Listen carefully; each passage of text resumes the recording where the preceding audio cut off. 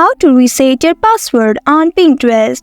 Hello and welcome to Tech TV. I'm up with another quick and easy tutorial video on how you can reset your password on Pinterest if you have forgotten it. Begin by opening your Pinterest application on your mobile device and you will see this interface. Here, enter your email address in the provided field and click on that continue button. You will be guided to this page. Here, since you don't remember your password, click on Forget Password button. Pinterest will send an email to the address you provided with instructions on how to reset your password. Click OK to confirm. Check your email inbox for the message from Pinterest regarding password reset.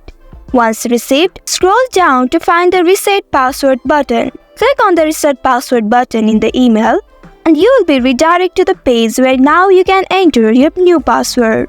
Input your new password and click on Login to confirm. And congratulations, you have successfully resetted your Pinterest password.